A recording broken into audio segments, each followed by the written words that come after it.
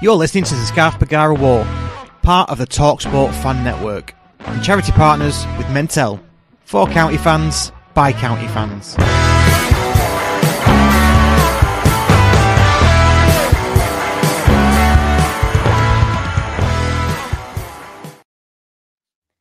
Good evening and welcome to episode 19 of the Courtyard Clubcall. I am Jimmy Harmer, and as always, I am joined by Dan Culverwell. Hi, Dan. How's it doing? Good, mate? You good? Yeah, good evening. Yeah, not too bad. Another week that's sort of passed by really quickly, and before you know it, it'll be Christmas. Yeah, indeed. We have a fan guest with us today. He is Steve Cunningham from Edgeley Con Club Coaches, and Dan is going to bring him out for us now.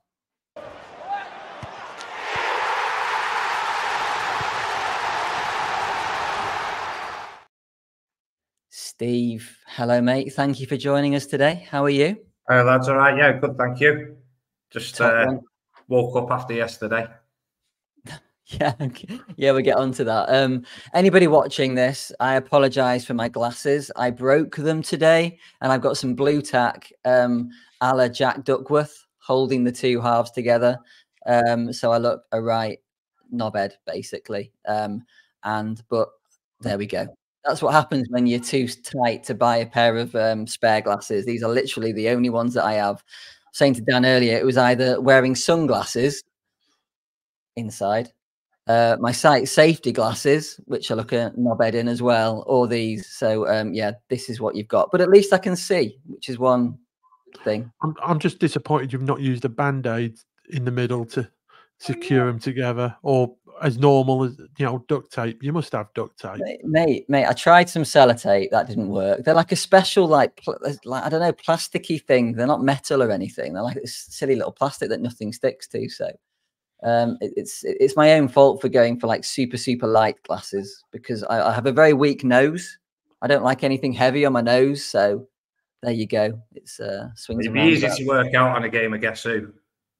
Yes, I would be. That is a really good point. Yeah. In fact, what they should do. Do you remember? What was that? Spud, Mr. Potato Man. Do you remember him? Right, yeah. He used to put different glasses on and all that sort of stuff. I sort of feel a little bit like it's the sort of thing that you do if like your 5-year-old broke like the glasses that sort of go onto like the Spud thing. And you just like fix it with some blue tack. That's basically what I look like, everybody. But hey ho. Anyway, should we get this started? So Forest Green Rovers, let's start there. We're going to have a chat about the FA Cup draw as well. So we're recording this at 8 o'clock on Sunday evening. So that's been made, so we can talk about that. And then we're going to have a quick chat about the Wycombe preview as well. So that's our plan for the podcast. So let's see how it goes. So I wasn't at the game, full disclosure, family event. Dan listened to it on the radio, and Steve, you were there. So you are our eyes and ears and the main man to talk about this. So let's kick off with this, mate. How do you think the game went? It wasn't the best of games. I mean, I think the thing is, when against teams like that, we're obviously expected to win. But when they put everybody behind the ball and there's as many changes as there are, the cohesion kind of goes out of the team, and it was quite painful at times. I always thought we were going to win, but then obviously when they get a late equaliser, you start to worry a little bit. I was more gutted for the fact that there was an extra half hour. I thought we were going straight to penalties. But so, yeah, then I had to sit through another half hour of it. But it wasn't a great performance. But then I don't think that we play really exciting football. Do you know what I mean? I think Challenger Dave's just like, he's very pragmatic in his approach to games, and he kind of strangles games to death rather than, exciting, free-flowing football. And that's pretty much what today was. Yeah. Dan, did you want to take us through the starting 11, and then we can sort of talk about his selection? Yeah, I mean, we all expected massive changes from obviously the Reading game midweek. We started off obviously with Ben in goal, replacing Corey. I think it was a back three, what I can make out, with Sam Hughes, on Tyler Onyango, who had a cracking game against Reading, and Fraser Horsfall. And then you had Jack Diamond, Fevier, Ollie Norwood, Odin Bailey. You had Teo, and I'm not going to try and pronounce his. I'll do Ramola. I'll do it for you, mate. Thank you. And Tanto being sort of like the point. Obviously with Michael Mellon up front. Obviously, probably the biggest disappointment, and I think listening to the John Kieran and Sam was not overly enthusiastic about the game.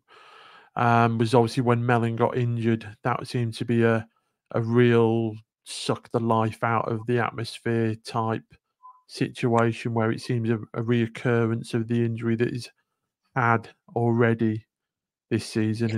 And if I stop you there, Dan, nice segue into my little DC post-match clip. So we've got a minute of DC having a little bit of a moan. Let's listen to this. Probably a consequence of the shin pads that players wear nowadays.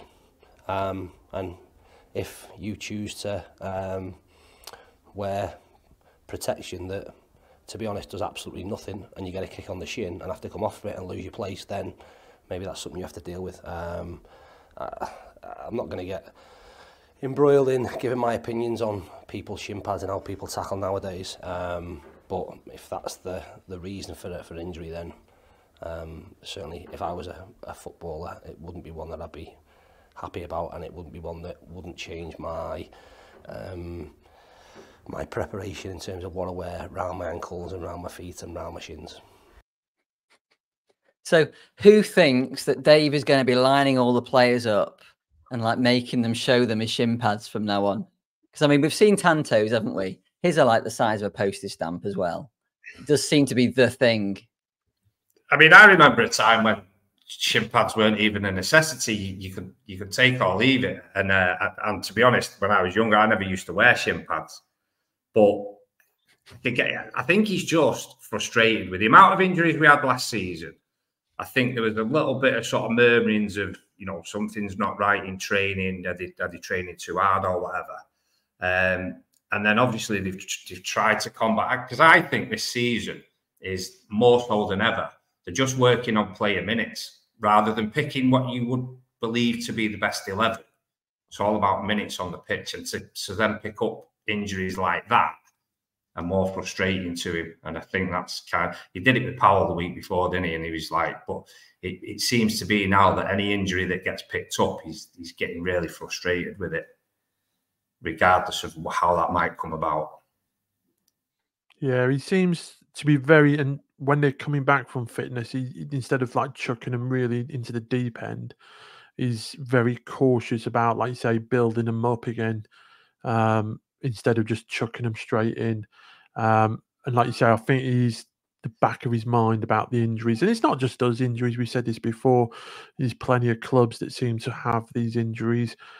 And it's one of them ones, I know, like you said, are they being trained too hard? But I think if you want to play a front foot game with pressing and, you know, high intensity, you have to train that way. You can't go from training at 70% and then go and expect to get to 100% on a match day, because that's when you get your pants pulled down and found out. So it is what it is. I think the amount of money and the resources Challen has got, as in, you know, the sports science and the backroom staff and the technical analysts that he has, if he could find an answer to it, then he would find an answer to it. So it is a hard one.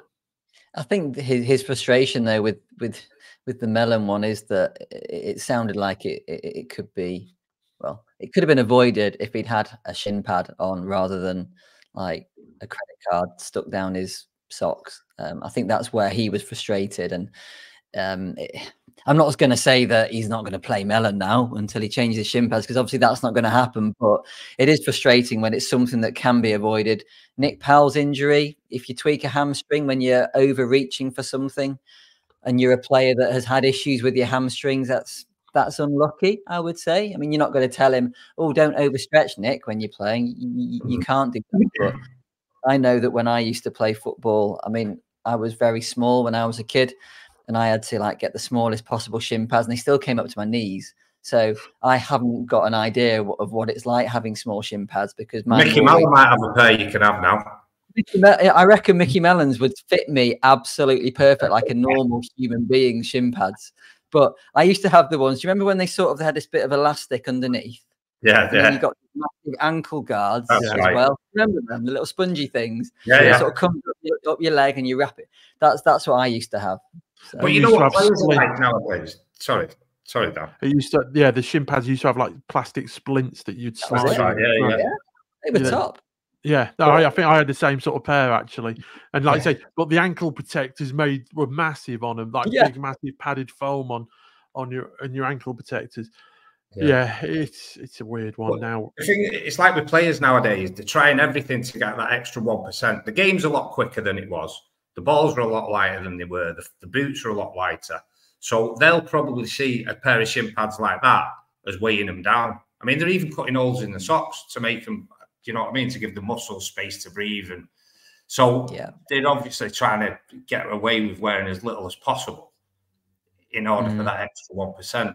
Do you know what I mean? It's stupid, I know, but, like you said before, the rules state now they must wear a shin pad, where they used to be get away with not wearing shin pads, but a shin pad is part of their equipment as such, players' equipment. So, but the problem is the rules don't state the size of the shin pad. So that's why you're getting them now that I think, like you say, they're smaller than a credit card. Yeah. Some of them, it's just a token gesture. It's just a pointless thing. And like you say, it's at some point the FA is going to step in and say, look, a shin pad must be able to cover your shin as such, or build them into the sock or something like that. I mean, I say my lad plays rugby, and the biggest fad at the moment is grip socks. So what they do is got their rugby socks and they cut the bottom off the rugby sock, wear grip socks, and then use their club socks like a stocking. So it looks like they've got normal socks on as such, football or rugby socks, but they're actually cut the bottoms off just so it's like a stocking, and they're wearing grip socks underneath. So that's another. I don't know if that's happening, obviously football terms, but that's a good point, because the grip. I was talking to a mate that plays footy, and he was saying that he wears grip socks, and without them, am I right in saying you can get blisters quite easily because of the sort of the rubbing of your foot against like the boot, whereas the grip socks like just keep everything in place, don't they? I think. Yeah, I think that's just the thinking behind it. 2 pairs of socks on and the right size of boots, and have them done up tightly. And how many times do you see a footballer now that can slide his boot on and off without actually undoing the laces? Where before you'd have to spend, putting a boot on was, a job and a half, because the laces would be so tightly up. It'd be, and I've heard stories of, football players sitting in the bath with their boots on full of water, so they, shrink around their foot. So it's a tighter feet and stuff like that. So all I can say is that they must have to cut their toenails regularly if they're like that.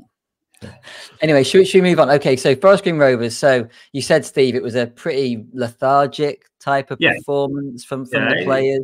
What was it like in the stands? Was it good atmosphere? I think the club made a bit of a hash of it yesterday, really. It's like, I mean, obviously, I got there late. It was like 10 to 3 when I got there, and there was a couple of the turnstiles were closed in the Cheadle end. So the queues were, like 50 yards long or whatever. Then the upper tier in the Cheadle end was closed, so nobody was allowed in the upper tier. Then they realised that they'd sold too many tickets for the lower tier, so announced sort of 10 minutes into the game that the upper tier was open, which then caused a flood of people to make a charge for the upper tier. The whole atmosphere was just like a little bit flat. I think, again, it's one of them. People are expecting to win. It wasn't a great attendance. Well, I mean, to be fair, 4,500 for a first round FA Cup actually is pretty decent, because I think they brought about 30 fans. But there was no kind of atmosphere. It was a strange one. It was almost friendly, like, in terms of the atmosphere. But yeah, it was just a workmanlike performance. There was nothing at all where you come away from that game and gone, that was good, or this, Horsfall's goal, I guess. But other than that, there was nothing. There was no atmosphere. The performance was all right. They weren't great. So it just was what it was.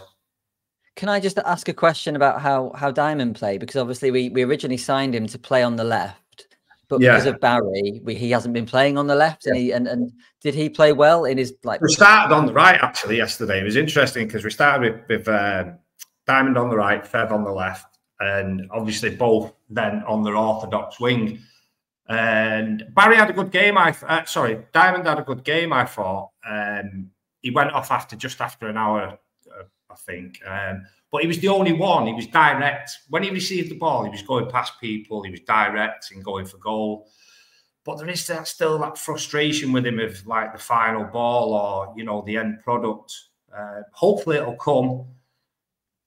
I'm very skeptical, mate. I'm always kind of like glass half empty. Do you know what I mean? And like, there's a reason Sunderland have let him go.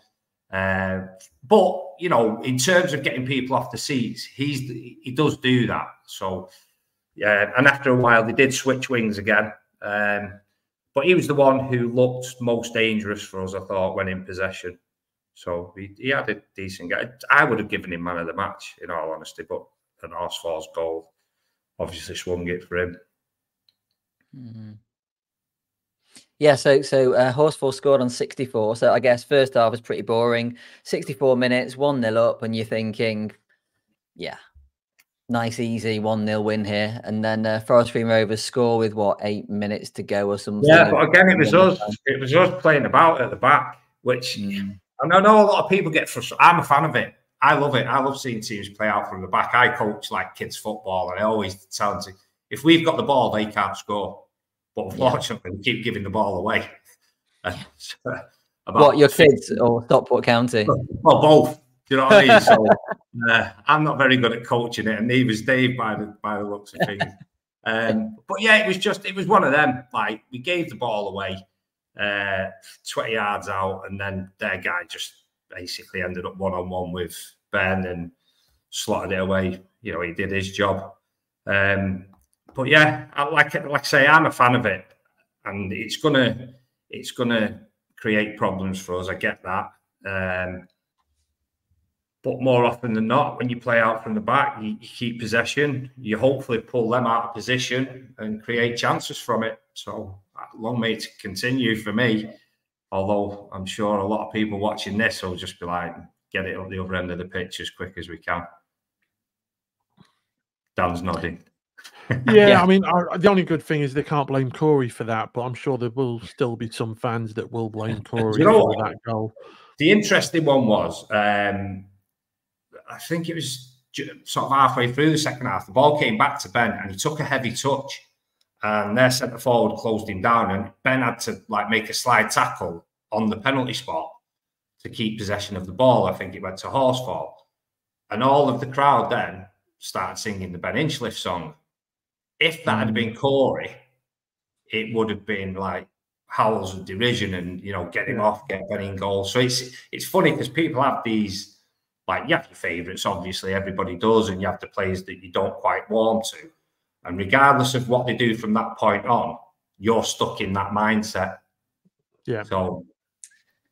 Yeah, I mean, it's the same in life, isn't it? Like, I think they say that you make a decision on somebody like within 20 seconds of meeting them. So it's like first impressions do count. I know can't really say that about Corey and Ben in nets, because Ben's been in nets for 8 years or something. But but no, the sentiment still applies. I think if people have made up their mind, and I know we pretty much talk about Corey Adai every single podcast, and the guy wasn't even playing today, but the people behind me, like, whenever he has the ball at his feet, the woman is like, kick it long. Oh, what are you doing? Like, in the highest pitched voice possible. I think I captured what she sounds like. So if she's listening, I'm sure she will. I've got to say, I hope she is now. No, I don't think she's listening. But she has kittens. Like, every time the ball is at his feet, and I'm just thinking, oh, it's fine. It's what he does. We'll be okay. Yeah. Fingers crossed he doesn't fuck it up, basically. Well, he's got to make mistakes at some point. Yeah, But last year was Carl Wootton was that man, wasn't he? I found it doesn't matter what work Carl would do in a game, and he might not score, but he would work his socks off. There would still be people that would absolutely hammer him. So yeah, there's always going to be, unfortunately, like you say, that a player in the team that isn't their favourite and might be keeping their favourite player out, and you get a little bit, instead of getting behind them, they're just waiting. I mean, there's still people, as we know, as soon as Dave Challoner makes a mistake or makes the wrong decision or we lose a game, they're completely on his back, and it's just like, they give the fake support as such, but they're quite happy for when something goes wrong to absolutely just throw pelters at him.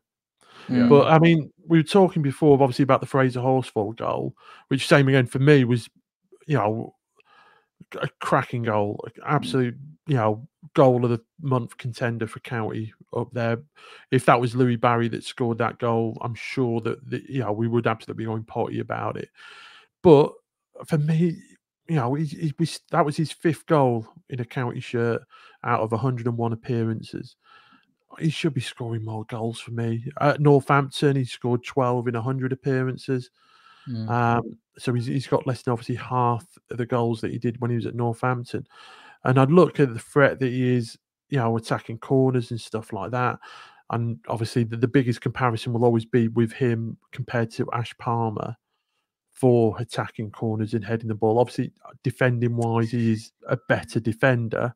I think the one thing I would say with that, though, is that we seem to put Horsfall at the far post. He's the guy that gets the knockback across. Ash Palmer tended to be more central, didn't he? He was like the battering ram of, I'm just going to get my head onto this and take everything into the goal. Whereas we don't seem to employ Horsfall in that sort of role. So maybe, I don't know. Maybe that's it's funny because yesterday I was sat with my mate at the game yesterday, and halfway through the first half said, can't understand how Horsfall doesn't score more goals. And then he scores a volley when I was talking about headers and stuff like that. But I don't think we probably wrong, but we don't do much work on set pieces. It doesn't seem to be, because everything we get is just flung in the box, not flung in the box, but we put it in the box. Whereas even the Lincoln goal last week, when you watch the block on Pye, was brilliant. But we don't do stuff like that. Do you know what I mean? So the guy had a free header and everyone's gone, well, that's Ethan Pye's man. But the block was fantastic, and they've obviously worked on that. We just seem to put a ball in the bottom, like say Horsfall's at the back post, heads it back across. That can't be the plan for every corner. Do you know what I mean? And there's no there's no like short corners or, there doesn't seem to be a set piece expert out there that will work on set pieces, and because small things win big games, and the level that we're at now, the amount of set pieces we concede from, do you know what I mean? You take them away and look at the amount of points that we probably would have now. Why aren't we working on the same things? I think Dave has said in the past that we do work on set pieces. Maybe for whatever reason they aren't coming off, or maybe we don't spend as much time. I mean, we know that Dave likes to control games, so maybe he thinks that we're better off employing 90% of the training on like angles, triangles, right? You're in this position here when the ball's there, all that sort of stuff. And then at the end of the training session, they have 20 minutes of just chucking some balls into the box. I don't know. That is another thing that the crowd tend to get on the players' backs for, short corners that fail. Look at Odin Bailey's again. Lincoln. Lincoln. Yeah, exactly. So I mean, that wasn't really a short corner. It was like a medium length corner, but I don't know. So yeah, we try something different, and something like that happens. So I think if we knock, well, okay, we obviously scored the winner in the 97th minute. We'll just wrap this off. So that was a good run from Tanto. Sort of scuffs his shot a little bit, maybe, and it gets to Woods and just knocks it in from 2 yards. So that's the Brackley. Sorry. I wish we could rewind this, but we can't. Oh well, never mind. So that is a Freudian slip. So that is the Forest Green game done and dusted. Okay. We then move on to the FA Cup draw. And if you've been paying attention in the last 10 seconds, I just said who we just drew. So, Dan, who are we playing in the FA Cup second round? Well, it's not Liverpool or Man United. Brackley Town at home. Brackley Town. It's almost as if I'm like Mystic Meg there, like sort of announcing them early before the FA Cup draw. So if you're watching, if you're not watching this, for the audio listeners, we've got a nice little graphic of like the BBC studios and Emil Heskey looking massive, like he always looks. Not fat, but just tall. Maybe a little bit fat, but he's not a professional footballer anymore. And then Leon Osborne, who's looking like a real, yeah, he's proper athletic, isn't he, Leon? Look at him. He goes to the gym, doesn't he? Anyway, so there we go. So yeah, so Brackley Town at home, second round. Don't know when that it is. goes in between after the Burton game. So we play Burton away on the Saturday, the 23rd of November, and then the following week is FA Cup weekend. So we don't know yet if that'll be a Friday, Saturday, Sunday game. If we'll be picked for TV or not, that'll obviously be decided during next week. No chance, Dan. No chance. The main thing to notice on that Brackley game, it will be in between two away games, which I said Burton away, and then the game after it will be Birmingham away. So it breaks up that sort of two away games. We're at home, and then obviously after Birmingham, which is a Tuesday night game, the Saturday, the 7th of December, is Exeter at home. So it breaks up them sort of two consecutive away games. Nicely slips, straight in the middle of there. But it's a big game. It's a massive banana skin. Obviously, it's a second round tie. I think last season Aldershot was a second round tie, which we took a little bit, may have took our eye off the ball a little bit and got our asses slapped with it. I think they did say on BBC this is now the 5th consecutive season that we've actually reached the second round of the FA Cup, which is brilliant news. So, yeah, it's an opportunity, I think, is the best way of doing it. If they take the opportunity, we'll be in the third round and we'll have our name in the hat with some big ties. And obviously we'll end up drawing something like Blackpool away or Notts County and completely miss a Premier League team, as we seem to always do. But one team that we can't draw in the third round, Klaxon alert, Wrexham. Here's the klaxon. There you go, running across the screen. Lovely. Yeah, so Wrexham are out, which is always nice to see, especially when you could have just imagined the BBC just putting them on like every single, like they get to the 5th round and it's like, oh, here's Wrexham again. Yeah. Second round, third round. Oh, it's Wrexham again. 4th round. Oh, fucking Wrexham. Just sod off. So that's good news anyway, isn't it? And as you said, Dan, it is a banana skin, but Brackley are 13th in the National League North. So correct me if I'm wrong, but Aldershot were in the National League, weren't we, when we played in the playoffs, I think. Playoffs. So, I mean, we think that Dave will probably play the squad players again for this one, especially if it's Birmingham the week after. Yeah. But yeah, so what do you think of that, Steve? Are you pleased with that? I mean, before the draw, when people were asking who we'd want to play, I just said the lowest ranked team possible, home or away. I don't think they're far from it. I think all things being equal, like you say, I think we've got a squad now down to sort of 20, 22 players that if any 11 started, they should be capable of beating Brackley. And I know they're a bogey team for us, aren't they? Like going back a few years, but I mean, come on, we're at completely different levels now. So yeah, hopefully we get into the draw for the third round. And the way I see it is like this season is an ideal opportunity. Again, from the outset, I said I think we'll win or go very far in that Bristol Street Motors. I don't think we're going to get promoted. I don't think we're going to get relegated. So let's just have a go at the cups. Do you know what I mean? Not that we're going to win the FA Cup, but let's get in the third round, see who we get, and if it's another winnable tie, let's just see what we can do. I get the feeling that our squad is very well sort of balanced. Okay, so we've got 22 players, and you wouldn't be disappointed if any of them played in the first team. No. Really, you've not got anybody in there that you think, oh, he's just filling a space.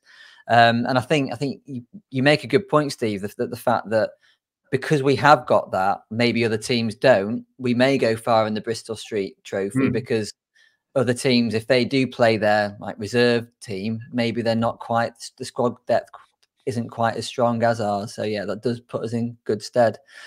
Cool. Okay, then. So that's the cup done. Should we move on to Wycombe preview, Dan? Have you got any interesting bits of information for us? I know that Wycombe are second in the league at the moment. Well, no, apart from that, I mean, I think they are the form team, you know, if you take away Birmingham out of all stats, because obviously it will obviously be lopsided. But I think, you know, Wycombe are the form team. You know, they score a lot of goals, but I also think they concede a lot of goals as well. So they're not, you know, I think we've got an opportunity there. I think it's I wouldn't be surprised if this is one of them like 3-2, 4-3 games. It can be a right hung dinger of a game. Saying that, it'll end up being 0-0 after I've said that. Sod's law do it. Obviously, they managed to scrape through. I think they won 3-2, didn't they, in the FA Cup at the weekend? Yeah, against York. So they got through past York 3-2 at home. So yeah, it's, you know, this is another real tester, I think. And you look at the fixture list, and they're all real testers. You know, we get out Tuesday, and then we got obviously the big game of Bolton the following Saturday, and then obviously that other team that we've already mentioned once tonight, the Saturday after that. So yeah, it's you know, it's a hard game. Like you say, they've scored 26 goals. I think they're the top goal scorers in the division, in all fairness. But they've conceded 16 goals in the league. It's the same again, apart from like Lincoln City and Bolton Wanderers, and Barnsley and Reading, they've all conceded more than Wycombe. I'll tell you what, Dan. I hadn't realised quite how good they are. So they've not lost since the 20th of August in the league. They beat Rotherham, Swansea, drew with Blackpool, beat Northampton, beat Brighton and Hove Albion Academy in the EFL Trophy. Yeah, ignore that one. Beat Cambridge, lost to Villa in the EFL Cup, but only 2-1. So that's nothing to be ashamed of. They beat Bristol Rovers away. They drew with Barnsley. They beat Crawley. They beat Peterborough. Bloody hell. Burton, Leyton Orient, and then obviously the FA Cup. So yeah, that is not going to be an easy game. I hadn't quite realised how in form they were. I think, like I said, it's first in a number of tests that we've got coming up over the next sort of 4 to 6 weeks. I kind of, like Dan said, they've scored a lot of goals, but I kind of feel anybody that comes here to have a go at us gives us more opportunity. Because everybody comes with sticks, everyone behind the ball, and it just becomes a stalemate. And we've seen it all. It's like a game of chess, isn't it? Where if somebody comes here and has a go at us, I think we might see a decent game Tuesday night. So guaranteed 0-0. I've said that. But yeah, I'm looking forward to it really, because you know they are, like you say, they're flying, aren't they? So it'll be an interesting watch. Yeah, and they've got their top front four players. They've got plenty of goals in their front four, or you know, even if you include Morley in the midfield, who's got 3 goals this season. 3 assists, sorry. But yeah, you know, their front four, you know, they've got over 10 goals, 11 goals between them in the front four. So yeah, it's one of them games. I think if they come to actually play football like what Reading did, then we that's our game. We can play, we can match them, and we've got better players one-on-one, I think. But if they come to spoil, that's when we sort of seem to suffer, like a Wigan or something that don't have a shot on target. But like you say, looking at their stats, they don't do that. You know, like you say, they've conceded 16 goals this season. In the comparison, you know, like I say, Birmingham at the top, they've only conceded 11. But like I say, they've scored 26, which apart from Peterborough, I don't think there's anybody that's anywhere near them. Peterborough have scored 25 goals this season, but amazingly have conceded 26. So they're on a -1 goal difference. So that's, like I say, you can see what their problem is, Peterborough. But yeah, this is, for me, a good test, a good to see where we are. Would I take a point? Obviously, I would do, but unfortunately, with the previous games last month in October, that I think this is one that need to win to sort of cement our position, because it's a league table, like you say, at the moment we're 10th on 21 points. When you're looking at Northampton and Wigan. Wigan's on 14 points and they're in 19th place. So like you say, now you're playing Saturday, Tuesday, Saturday, there's 9 points up for grabs, and like you say, that gaps and point gaps between teams can sort of develop very, very quickly. In a couple of weeks, you sort of look at the table and a bunch of teams that you were with quite comfortably have moved on 5 points away from you. I would far rather actually play a team that's sort of flying high and actually comes to Edgeley Park thinking that they can get the 3 points, because it is a dull fest, isn't it, when you're playing a team like Wigan and trying to break them down, and it's just boring. So let's hope that they do just really have a go, and we'll have a nice open game. None of the shithousery, dark art stuff. Just two teams just slugging it out. That would be great. I think that just comes anyway. All the shithousery stuff. Do you know what I mean? Whoever goes in front, we do it. We did it at Charlton the other week, and it's. Do you know what? It's more the play acting when someone gets hardly touched. Yeah. That's what annoys me. They're grown ass adults, and just. Yeah, that annoys me, but getting the reses, eh? Oh no, that's the wrong show. But are we thinking he's going to go back to Dave Challoner, go back to the same sort of lineup against Reading? Is there anybody you think that's obviously Steve that's played their way into the team? Like I thought Fiorini might have played yesterday, so the fact that he didn't. Kind of feel he might be in the team Tuesday. I think he had a good game last week. I'm still undecided on him.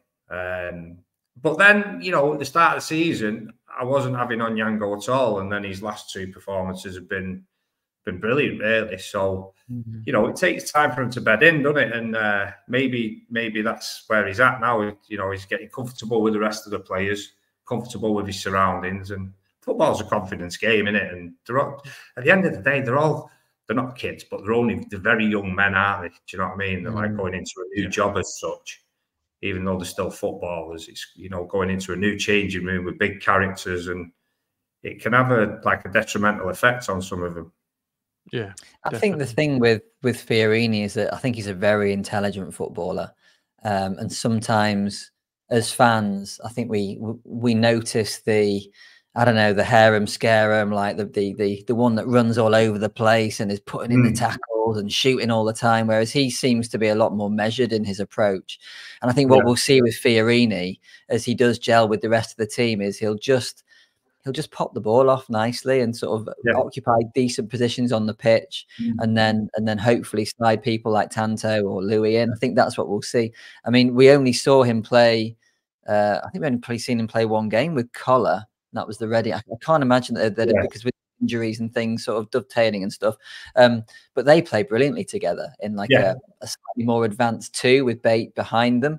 And if we can, I think we'll see that midfield again. I think it'll be Bate with Fiorini and Collar against Wickham. God knows who will choose. Yeah, I think we're looking at a similar team to the Reading one. One thing I will say, I know we've moved on.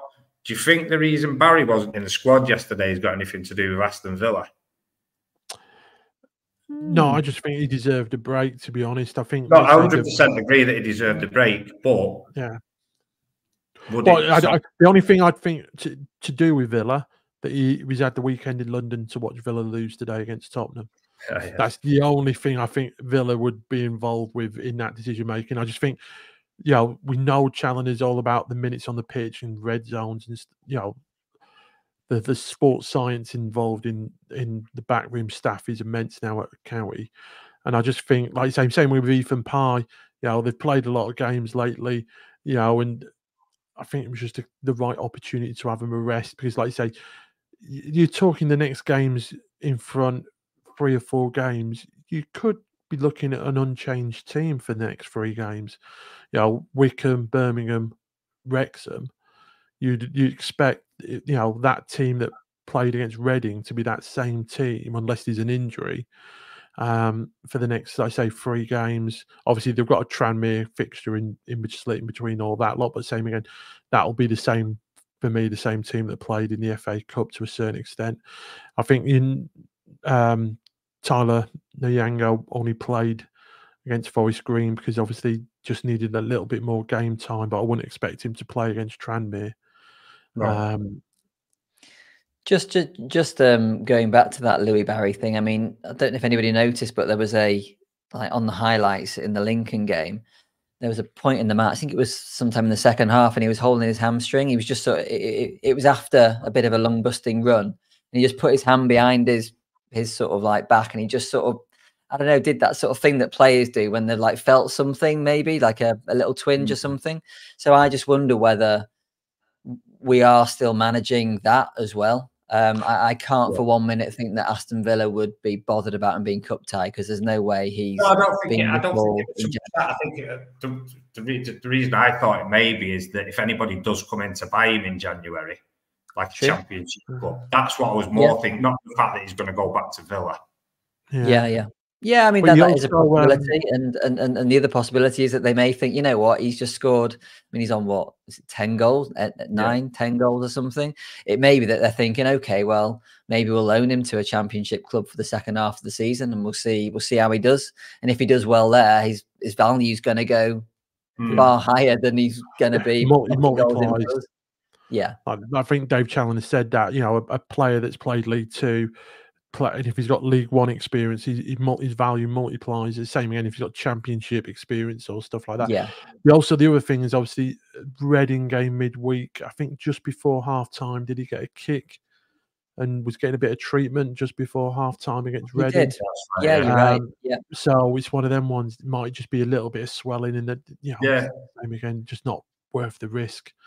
To be honest, but you know, it's yeah, for me, that they say the same team against Reading, Tuesday night against Wickham, that are a good team, play football. It's going to be a cracking game. Yeah, and I think on that note, thank you, Dan, for joining me as always, and thank you, Steve, for joining us. It was great having you on. If you just sort of stay in the background whilst we get your video and audio uploaded, that'd be brilliant. Thank you. And yeah, I will play the outro, and we will see everybody in a week's time. Cheers, guys.